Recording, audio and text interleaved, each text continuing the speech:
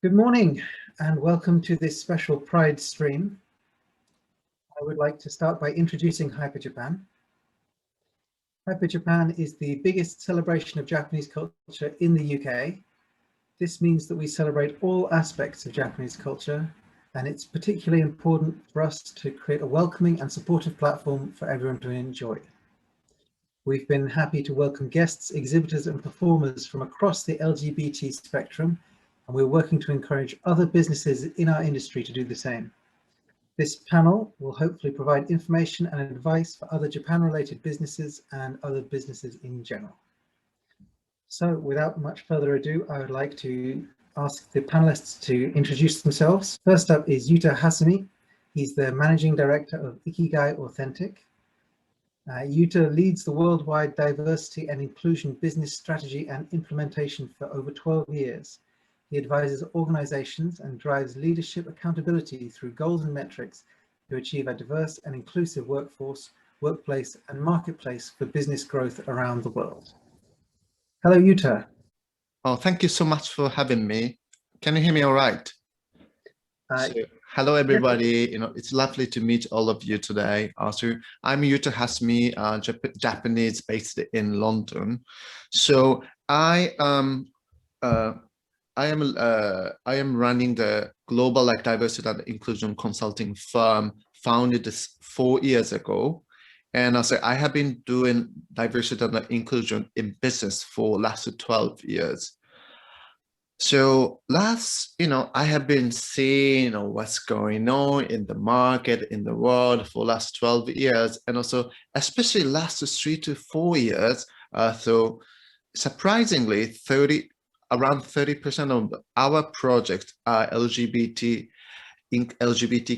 inclusion. So we are advising companies how to make our companies' HR policies more inclusive.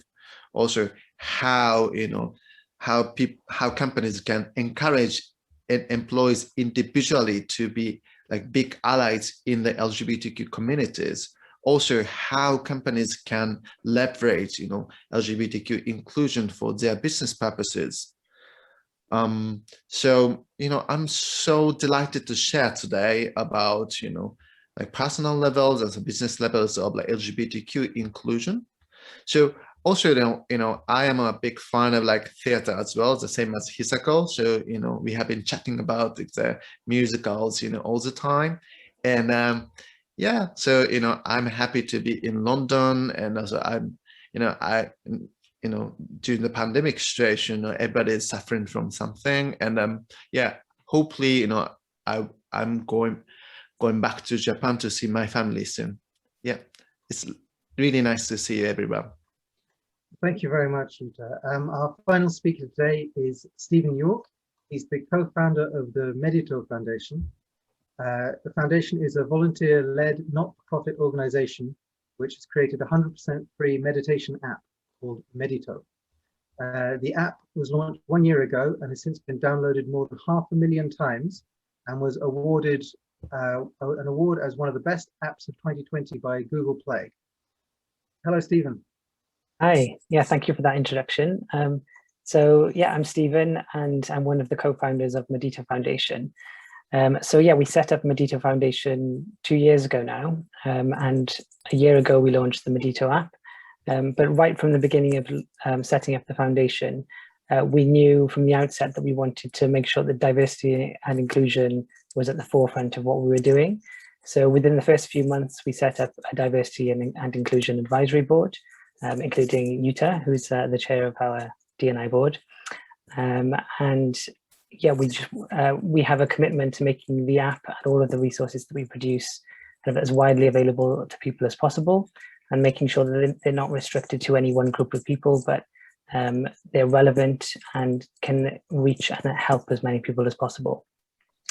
So that's why I was keen to join the talk today, because we're certainly committed to D&I, but also to the LGBT community, and we're hoping to kind of build on what we've created so far and lead the way with D&I.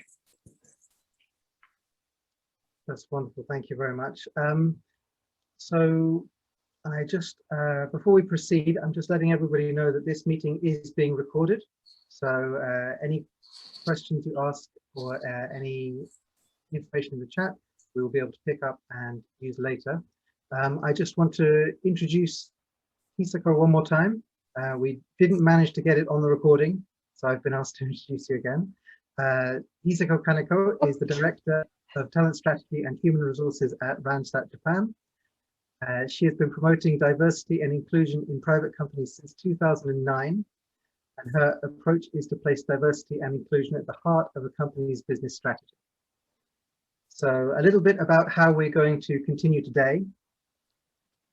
For about 30 minutes from now, we're going to talk as a panel discussion. And then after that, we have some space for question and answers. So anybody who is in the chat, please add your questions in the Zoom Q&A function, and we will answer that in the question and answer. Now, I believe that Yuta, you will start us off by explaining some of the background terminology. Sure. Let me share my screen. Can you see my screen right now? Yeah. Again, thank you so much for joining, everybody. So I just would like to briefly share the background about what is LGBTQ first. I'm pretty sure, everybody is aware of the theme, but just, so LGBT, what is LGBT? LGBT stands for lesbian, gay, bisexual, and transgender. This is an acronym of sexual minority. Why, I'm talking about LGBT first? Because LGBT, the terminology LGBT is much more well known in Japan market and also in the media in Japan. So of course, today's title is also about LGBTQ. So we have lots of terminology to make sure we have the inclusive acronym of representing all gender identity and sexual orientation. So Q plus and so QIA plus stand for queer, questioning, intersexual, asexual, non-binary, and pansexual. So they're said our sexual orientation and the gender identity are so graduated, as well as changing a little bit in our lives. So I'm pretty sure you're quite aware what's going on in LGBTQ, but I wanted to share today more about statistics and the data in LGBTQ communities, especially focusing on Japan. So first, LGBTQ in Japan. So now when we are talking about the terminology, we have the data showing 91% of people are aware of the term LGBTQ compared to 54% in 2016. So there's much more visibility in terms of the wording. From there, 57% of people answered, they are certainly knowledgeable about LGBT concept. This is also increasing from 2019. But however, around 36% people answered they don't know how to react to the topic. Also, 78% of LGBTQ people have not to come out to anybody yet. Also, 50% of LGBT people feel that there are miscomprehension and false stereotypes surrounding them. That's why it is really important for each of us to act as allies, because 53% desires for advancement in knowledge and understanding of LGBT minorities. So how many of us are LGBTQ plus? So there are a couple of statistics, but each country has different methodologies, so we cannot compare in countries. However, Japan has the data 8.9% of the population are LGBTQ, so that 6.34 in the UK and 5.6 in the United States. So having said that, possibly 10 to 20, 1 in 10 to 20 people of us are LGBTQ plus. So this is about like LGBTQ movement in Japan. So what kind of impression in Japan society? So Japan, probably some people think it's really friendly. Some other people think it's really conservative. But we have been making progress little by little. So in 2015, we started partnership certificate with Shibuya. So each local government distributing partnership certificate for the same-sex couples, and already more than 100 local authorities have started issued. Then in total, like 1,700 couples. Also, 2019, 13 same-sex couples filed a lawsuit against the government to claim, this is illegal against institution. Also, to 2020, this is a big movement. So anti-harassment law is updated. So then so it's clearly written, that the discrimination and harassment against around like sexual orientation and gender identities are categorized. Also, recently, this is a disappointment news, but so we have been aiming for LGBTQ Equality Act to be discussed in the government. However, the topic is declined. But little by little, Japan is moving progress. How little by little? So this is a comparison in countries. This is by OECD, and so this is a comparison in 20 years, 2019 and 1990. So, sorry, 99. So 20 years ago, Japan is quite the same level as other countries. However, now in 21st century, so Japan is falling behind. So LGBTQ inclusive law is more like the anti-discrimination law, LGBTQ Equality Act, as well as legalized same-sex marriage. So Japan still has a long way to go, but then also the COVID-19 is making impact on everyone, but it's more negatively impacted on LGBTQ communities. So 56% of LGBT people face a job loss, or 75% of LGBT people's mental health negatively affected by the COVID, compared to 50% of non-LGBT people. So talking about the workplace, 58% of LGBT, 29% of non-LGBT communities feels it's much discriminatory speech and behaviors in Japan. Even in the UK, in the chart I show, UK is much more progressive. However, 53% of LGBT people yet have experienced harassment at work. So this is a background. Hope like it's informative. Back to you, Chris. Thank you very much, Yuta. So now that we've discussed some of the terms and given everybody a background, I think we'd like to proceed to the panel discussion. Our first question that we want to ask, and I think it's important to actually start at the beginning, why is diversity and inclusion important? Hisako, do you have yes. An answer for that? Yes, I have many versions of answer, but what's really important I'll speak on behalf of the corporate world, maybe, because I work for the company. from the management point of view, lately, that the span of invention is very short, which means that you have to invent things in a short period of time, which requires a lot of innovation, innovative thinking. And what is the source of innovation? The source of innovation is the diverse population of workforce. So the study shows, for example, that if you have the group of diverse people, you have group of homogeneous people.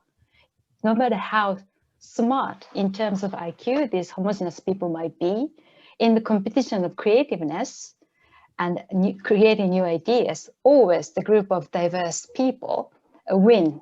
So that we know also from experience that at the beginning, of course, that if you got the bunch of people who are totally different from each other, there might be some confusion at the beginning. But once you overcome, then things needs to be really explicitly explained within that diverse people so that the tacit approval won't work.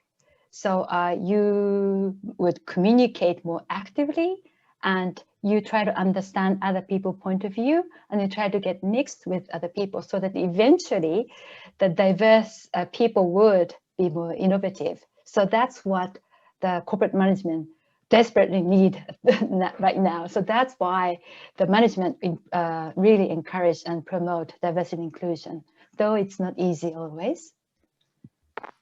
So from a business perspective, that's a good reason, a good justification for improving diversity and inclusion. Stephen, what about on a more personal level? Sure. So diversity and inclusion really is super important to people's mental well-being. So people need to be able to feel accepted. And if they don't feel accepted, or if they feel like they have to hide who they really are, then it can lead to many mental health issues such as anxiety or depression or other kinds of issues.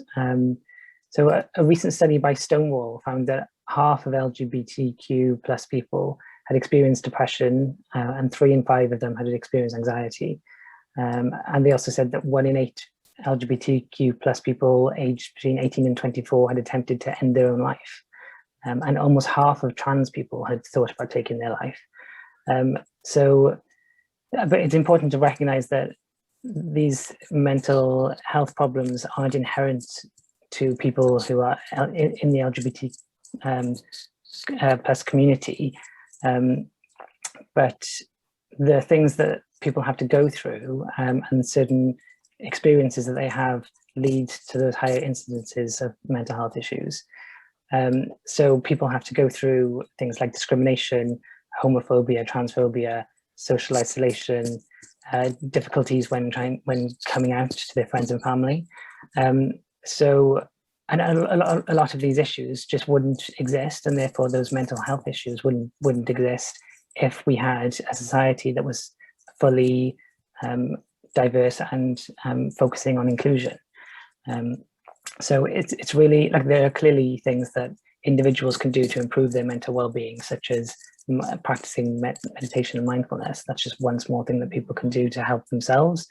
But a lot of these issues that lead to the higher incidences of mental health issues in these communities are to do with society as a whole, and to do with workplaces.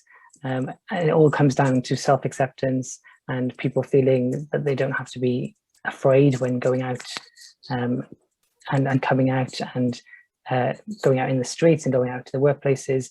They need to feel accepted and at peace with themselves, basically.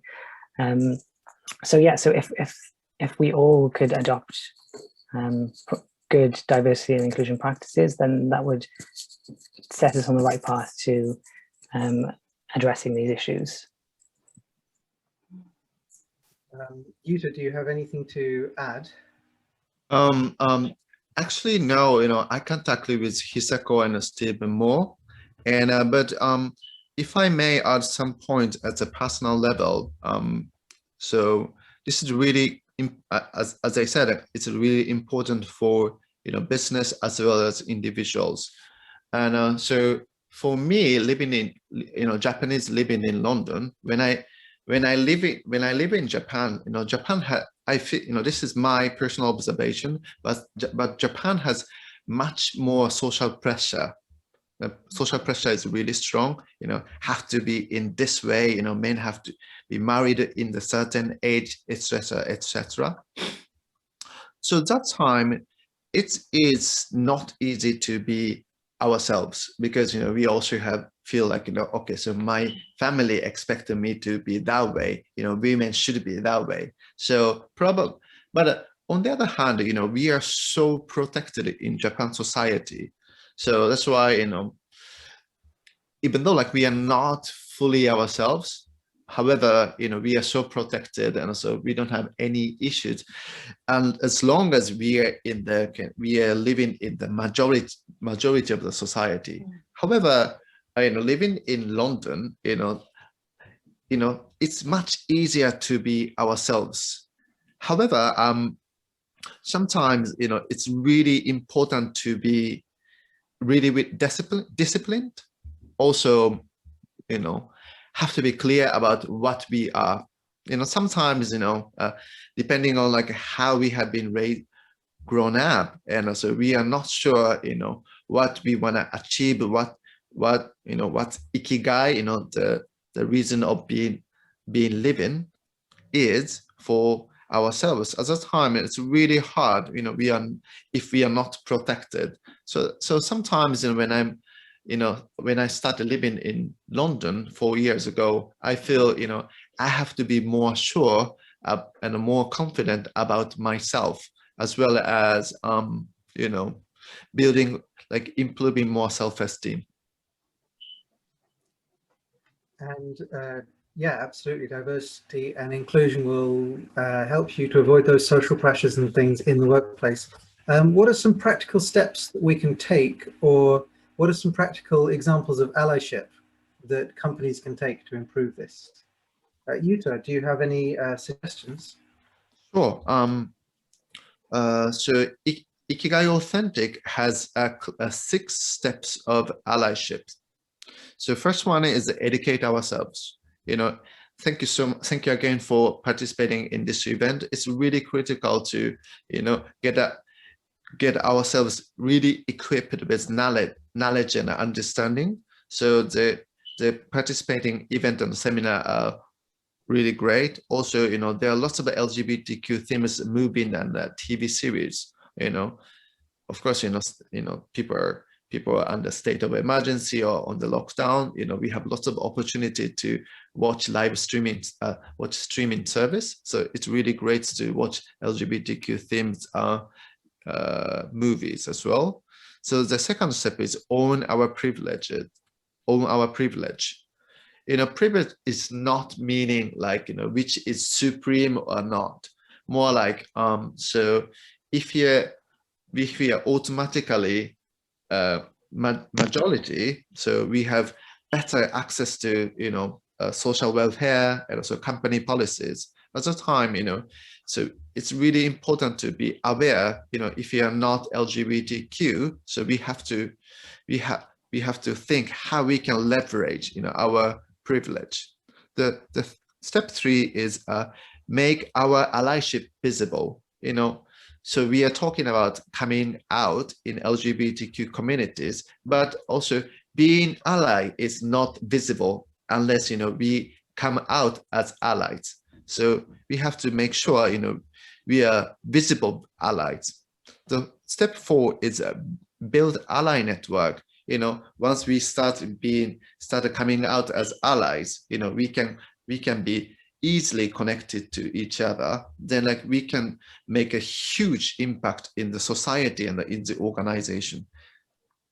Also, the step 5 is be their voice.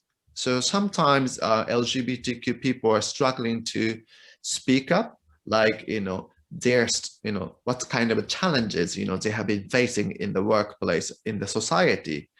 At the time, if allies and fully understand, their concerns and also struggles, we can bring that to the table on behalf of them.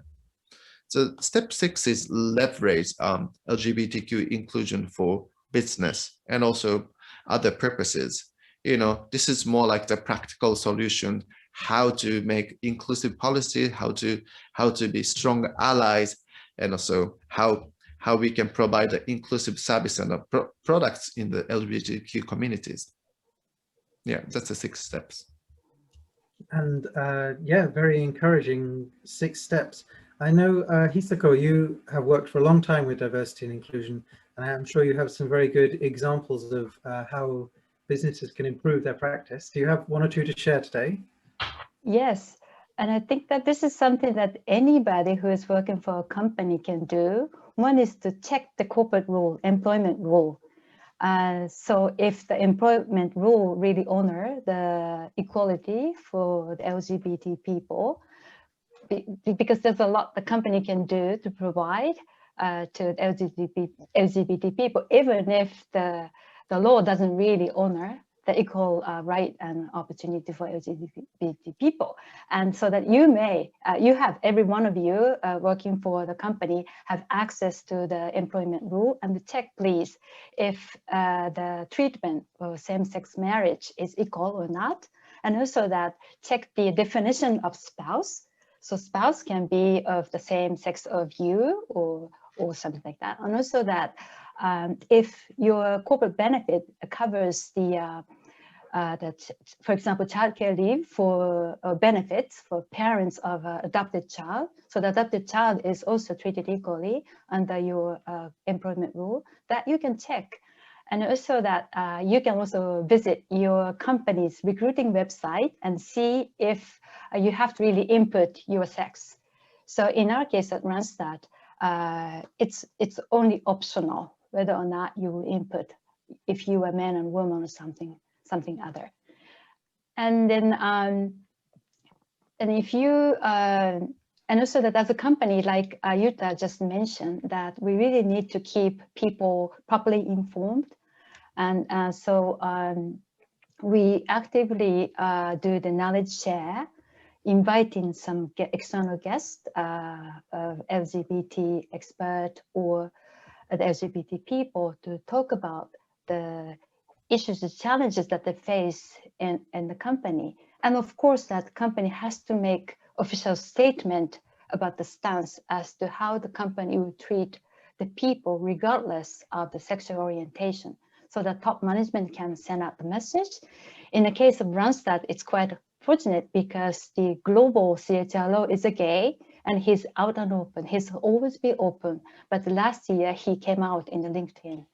The entire world knew that he is a gay. So which is very encouraging for everybody in the organization. And HR should also include the diversity inclusion and LGBT inclusive workplace as one of its HR strategy and D&I policy, of course, and it is integral part of the human rights policy, so that the company should be very proactive making this kind of communication.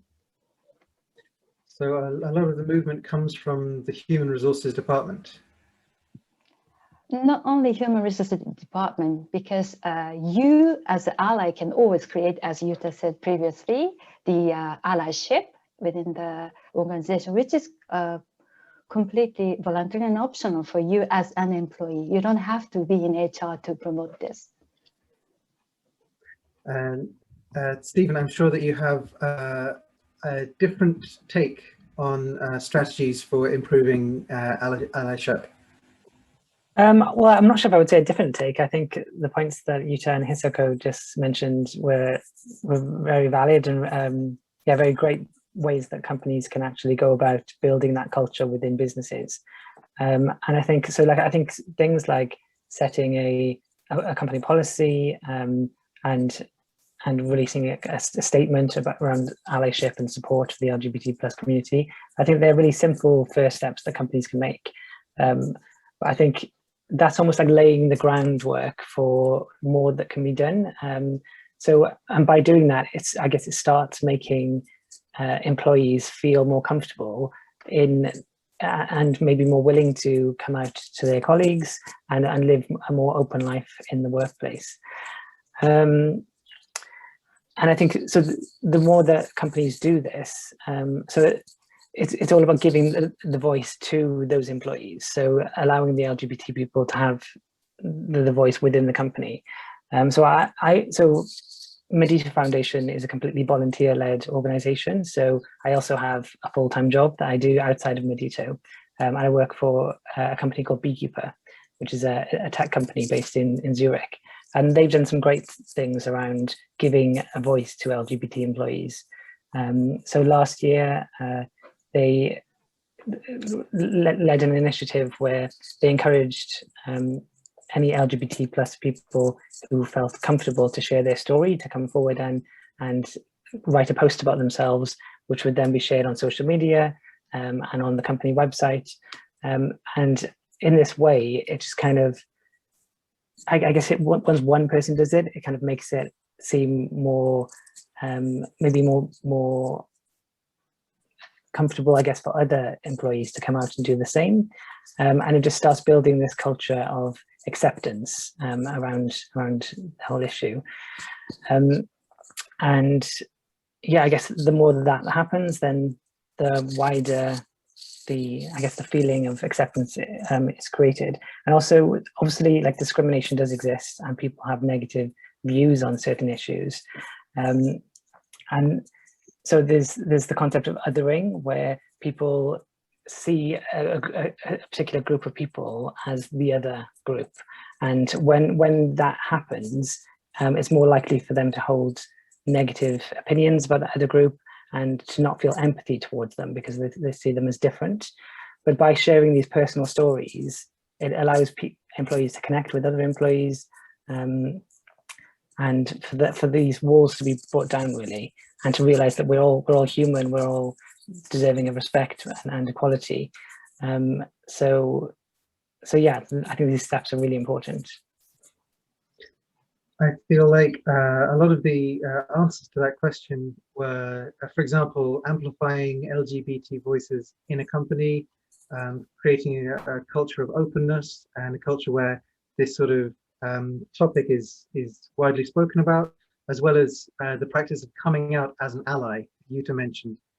These are all great examples of what companies and individuals can do. How else can companies or individuals become a role model, especially in a kind of international context?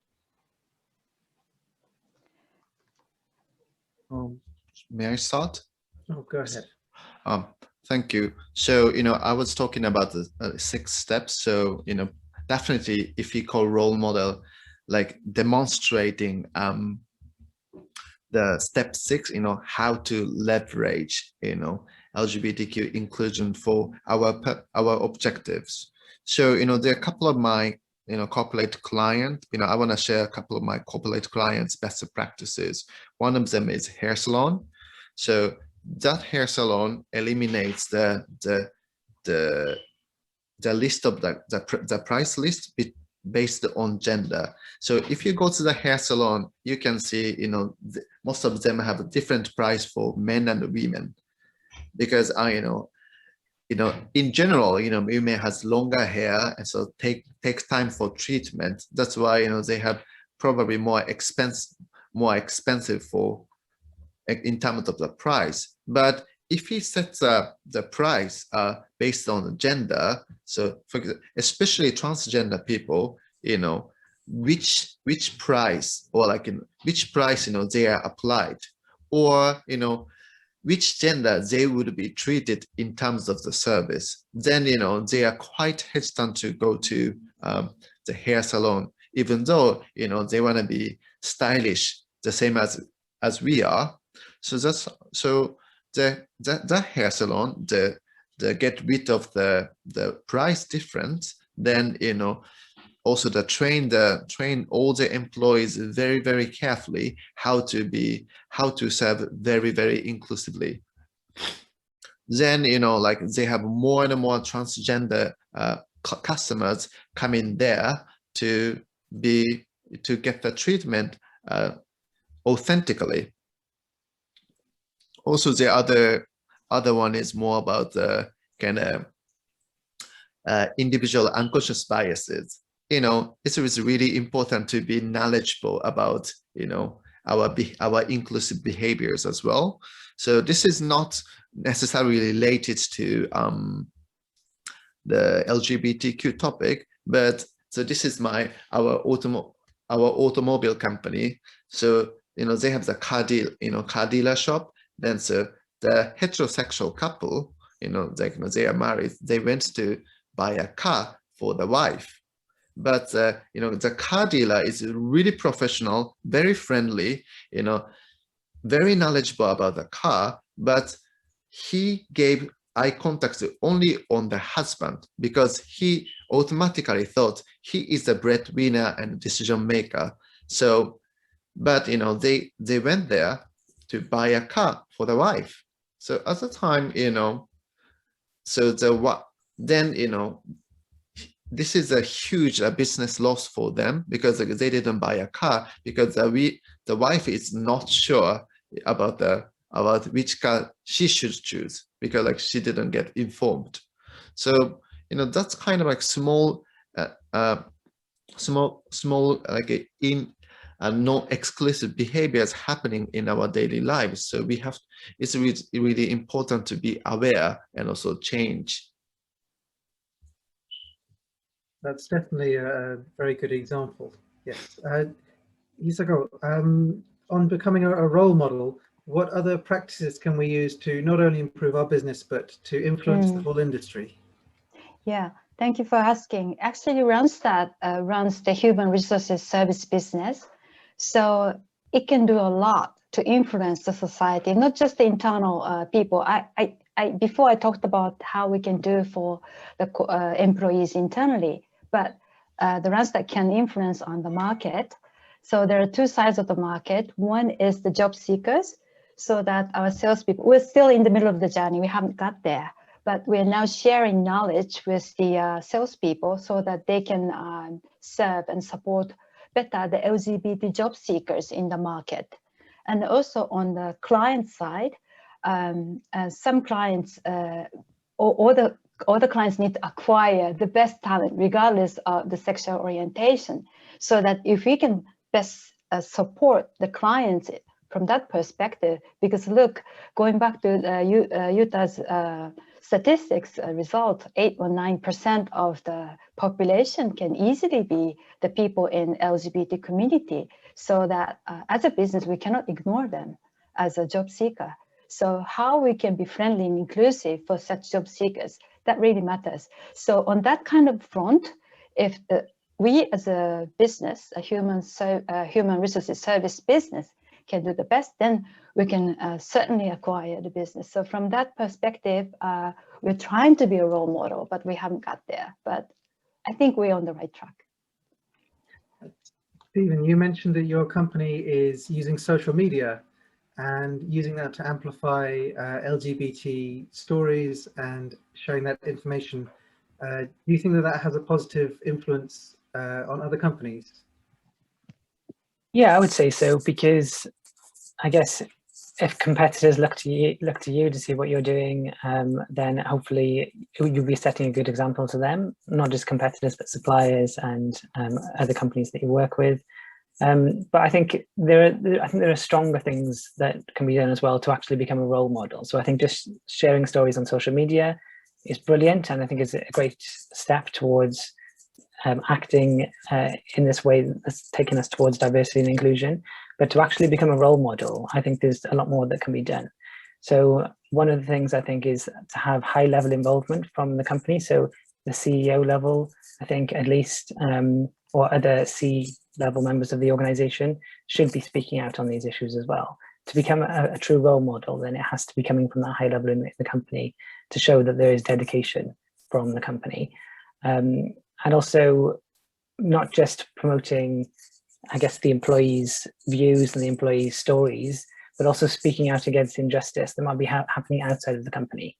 So I think, again, to be a true role model, then it's not just kind of focusing on the positives, but also speaking out against the negatives that are happening in society and in the business community. And I think in line with that, I think, most companies are always just focusing on the bottom line, trying to make as much profit as possible. But if you're going to be a true role model, then you should be putting your values above the bottom line in some circumstances. So if you're working with a company and they have a terrible record for supporting the LGBT plus community, maybe it's time to step back and say, no, we're not going to work with that company anymore. Whether they're a customer or a supplier or anything, if you really believe in your values and you want to work towards a society that is truly diverse and inclusive, then it's time to put values above the bottom line. So acting not just non-discrimination, but anti-discrimination. Exactly. Positive action towards that. I think we touched on this slightly in all of those answers, but let's start with Stephen. What are some of your goals or targets for the future? I think broadly speaking, the goal should be to live in a society where almost the term LGBT plus maybe doesn't need to be used as often, because it's so widely accepted that it's just part of normal society, and people don't need to feel afraid of coming out as LGBT plus, because it's just as normal and as widely acceptable as being heterosexual or anything else. So I guess that's a high level goal to aim for. But then other than that, just seeing that kind of maybe all companies as well are just as standard, follow best practices for diversity and inclusion. And some personal goals and targets that we have at Medita Foundation. So we've only been around for 2 years, so we're quite new, and we put diversity and inclusion kind of forefront from the beginning, but there's more that we can do as well. So we want to start creating meditation and mindfulness content specifically around this issue. Our D&I board has been working on content around race and inclusion on that side of things, but there's definitely more that we can do as well on the LGBT plus side of things.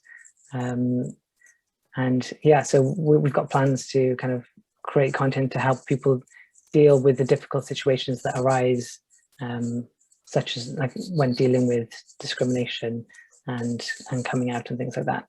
So I think there's some broad goals that we can aim for all together as a society, but then we can all think about what we can do individually and what we can do within our own companies to drive our small part of the world forward. I think that's a great answer. Yeah, just before we move on to asking the other panelists, I'd like to remind everybody watching that you can ask questions in the Q&A function at the bottom of the Zoom window. So we'll be starting our Q&A quite shortly. So if you'd like to start asking questions, please go ahead. Hisako, what are some of your goals, or what would you like to see happening in the future? Yes, my goal is really broad and grand, which is that in a society that everybody can realize their true potential, regardless of their attributes. Because, well, talking about the workplace, that in Japan and many of the industrialized society, the working population is shrinking. And Japan is shrinking fastest on the globe. So we have no room to waste any talent in the country. So I really hope that everybody, regardless of their attribute, can really be at their best in the workplace. That's my goal. I think that's also a beautiful vision. Yuta, do you have any specific goals or targets for the future? Oh, thank you for asking. This is a really great question and a difficult question as well. So this is one of our mission, which is building the organization, more organizations and societies where everybody is fully authentic, as well as we can thrive. So at the time, so I as a consulting firm, I would be so honored to work with more and more associations, organizations, and educations to be more inclusive and for everyone. So recently we signed up for business support of LGBT equality in Japan. It's organized by law firms, and yeah, so we are still very small company, but and so we, as one company, we cannot make like a big impact than we expected. But working with other companies, other organizations, we definitely would like to raise the voice, also that can make the social impact for the better workplace and living place. I think that's also, I think everybody has a very positive and beautiful vision. So going forward, I'd like to invite attendees to ask any questions that they have, either in the Q&A at the bottom or in the chat window. We'll also be able to see them. I'd like to open the Q&A with my own question. Can you tell us a company that you think has been a good example of bringing diversity and allyship to the fore of their business?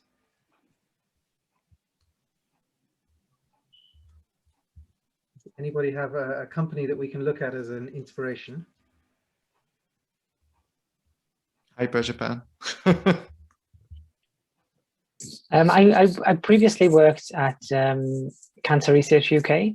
I worked there for a few years, and part of my time there, we took part in the London Pride Parade, and we went and we marched through London with CRUK, and that was just a great experience, like within as an employee. So it brought together about 20 different people from all parts of the business, or parts of the charity, sorry, and so we got to meet all of those people, and then we went out and marched in the parade together.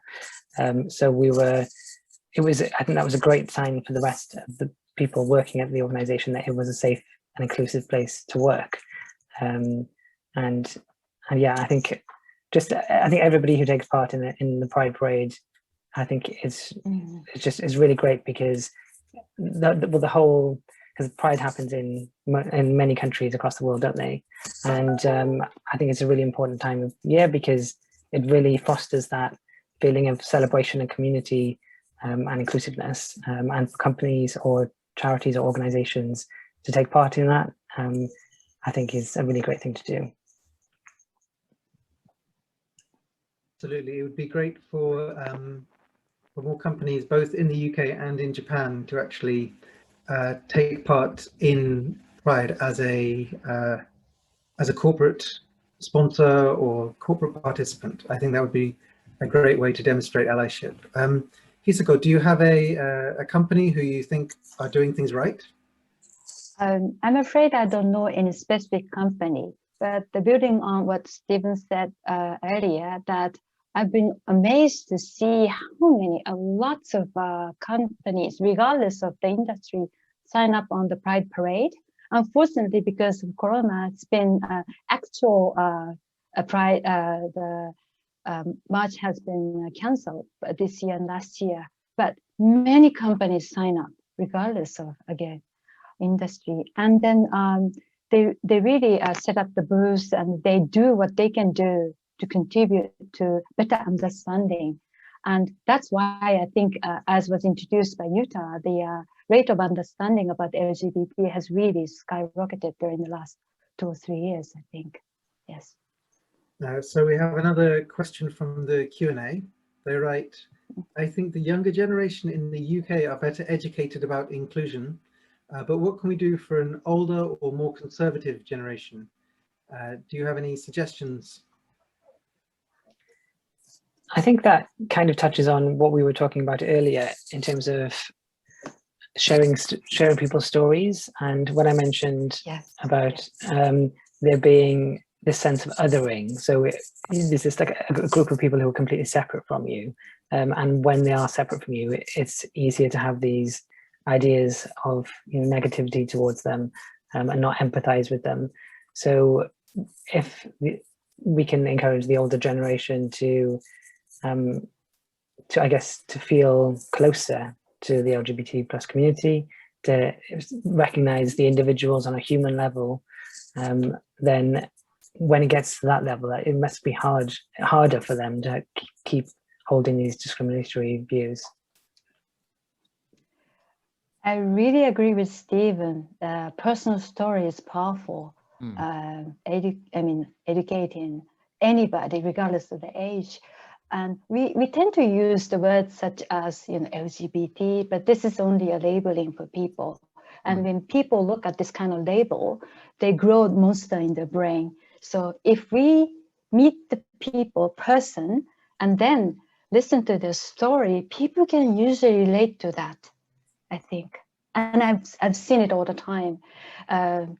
Say it, people with disability, and if you just say that, for example, HIV positive, then people suddenly grow the monster inside. But if you get to see people, and then it makes a huge difference. That's, I believe, what we need. Yeah, I cannot agree with like Stephen and Hisako more, because thank you for the question first. Then yeah, most of my clients in Japan, especially in Japan, facing aging populations. Also, for example, when I deliver LGBTQ training for managers, most of them are in their late 40s and 50s. So at the time, I also got the same concern from HR and also other people, how we can educate that generation. But at the time, like Steve said, I'm always asking the questions, what would happen? How would you react? If your children came to you and also come out, if they are LGBT. So, are you denying, or are you rejecting, or are you supporting because you love them? Also, this is as a reality, what is happening is that so when I was doing for the manufacturing industry, they already have a transgender employee in the factory. Them, they're already facing challenges, how company should address, because in terms of the gender neutral toilet, also the uniform, also how we can support them continuously perform in that factory, in the workplace. So they they already have stories, and so as a real story, they can discuss and bring that topic to the table for further LGBTQ inclusion. I think yeah, you make a powerful point, and we talked a little bit about how people's stories and sharing their stories can influence people's views on LGBTQ. What other sort of society pressures do you think can influence people's view on LGBTQ? I'm paraphrasing this question, but what do you think are the biggest influences on people's thinking?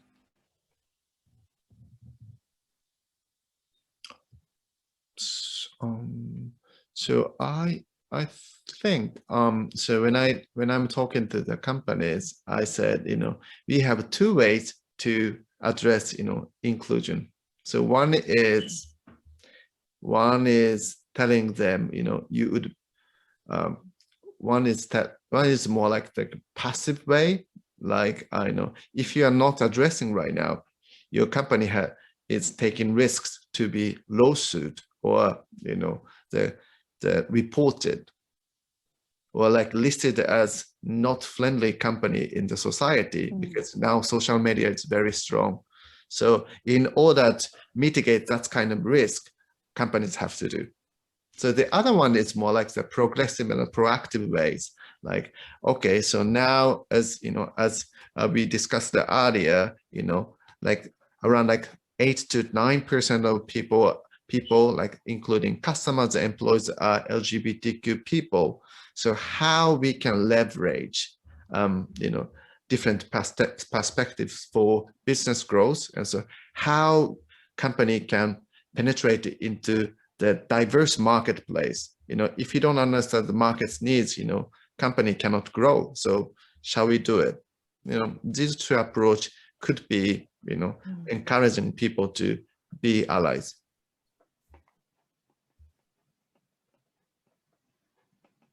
I think that's yeah, excellent point. We will take one more question from the Q&A. This one's for Hisako. Do you see a change in generations?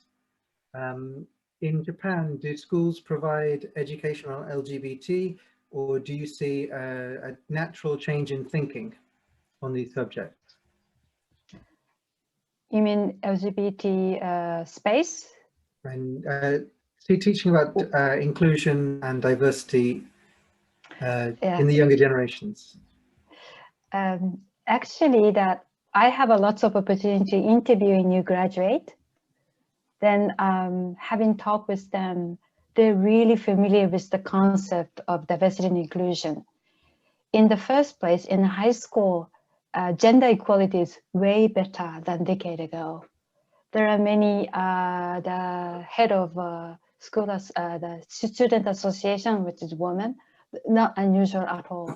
But a decade ago, it didn't happen. So, and also, the biggest thing is that the college student have part-time job. For example, they work at the convenience store, where you see the mixed generation, mixed ethnicity. And lately, you hardly get to see the pure Japanese people working in the convenience store in the city, like Tokyo. So that these college students really exposed to a whole lot of diversity compared with like 10 or even 20 years ago. So it's very natural for them.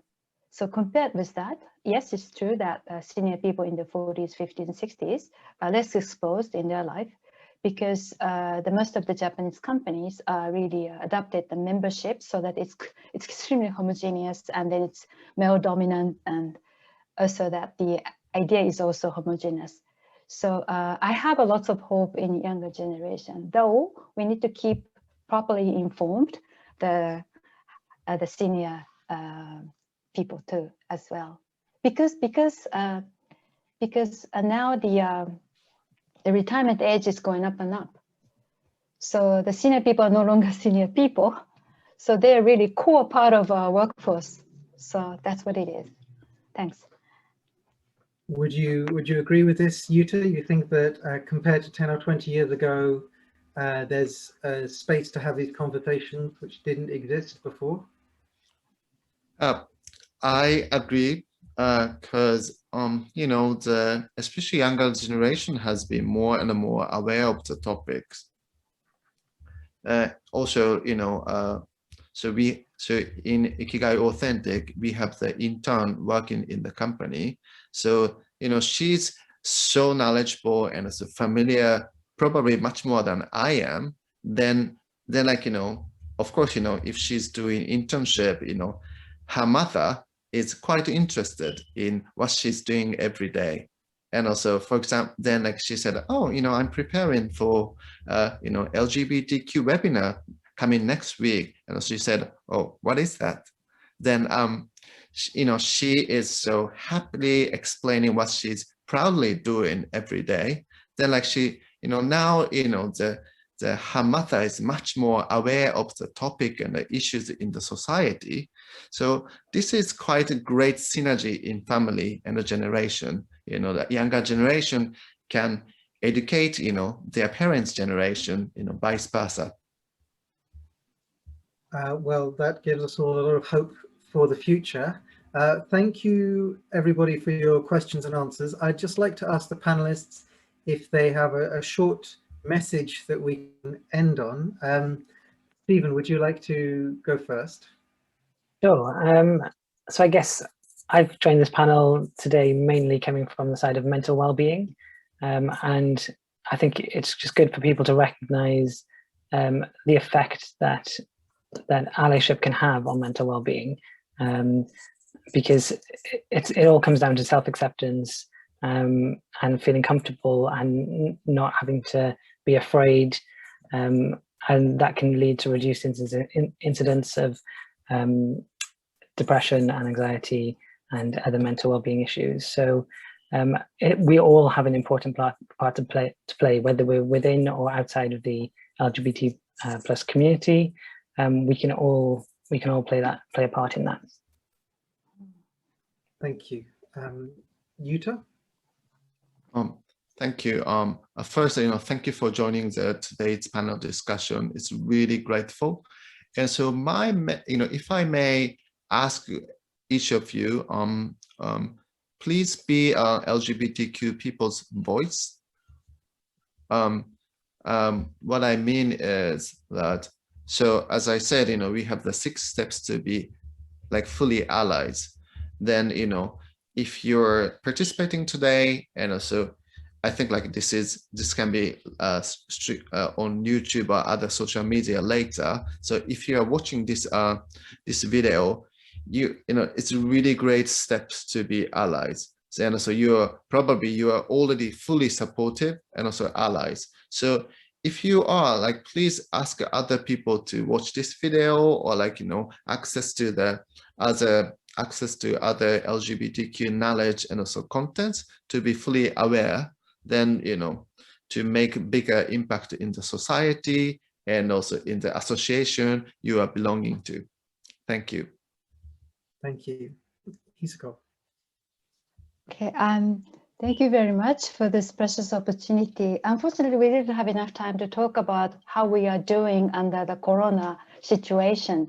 But this corona situation made us clearly realize how vulnerable we are, because many people are working alone at home, so that the past way of working doesn't really work, particularly for the mainstream core people, the managers feel vulnerable, and now they feel marginalized, and now they feel that they have to really use the skill that they don't have. For example, they used to be commanding and controlling at the office, being surrounded by many subordinates, but that environment is not given at home, so that they have to use different kind of skill, inclusive skill and affiliating skill and lots of other things. So they might feel that they're marginalized, meaning that they may have more compassion with those people who might be marginalized in society, feeling lonely. Let's leverage this situation so that we can be more compassionate and connect each other. Thank you. Thank you. I think that would make a whole nother panel to talk about the coronavirus and talk about the state of business. Just quickly, Yuta, where can we find out more about Ikigai Authentic? So we are about to launch our website very soon, so we will let you know. Thank you for asking. Thank you. And Hisako, do you want to promote Randstad or another organization? I think I did that enough during this 1 hour, so thank you very much. Or the Japan Blind Football Association, please also check that out. Oh yes, because there will be the Paralympics coming up, and then there will be the play by the blind football players. So it's amazing. Please watch. Thank you. And Stephen, where can we find out about your Medito Foundation and app? Great. So you can find out about the foundation at meditofoundation.org, and you can download the app at medito.app. If you go to medito.app, it will take you to the relevant app store for your device. But also another thing I'd quite like to ask is, so we have volunteers supporting us in loads of different areas, including translating the app into lots of different languages. We've had volunteers working on 40 different languages, but nobody translating into Japanese. So if anybody would like to support us with that, then go to meditofoundation.org/volunteer.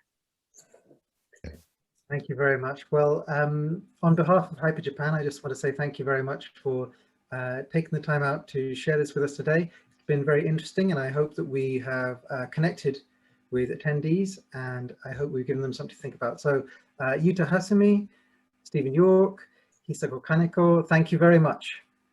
Thank you. Thank you. Thank you. Thank you so much for watching. And thank you for watching, everybody. Please keep up with Hyper Japan on social media and check out about upcoming events and upcoming everything you need about Japanese culture. Thank you very much.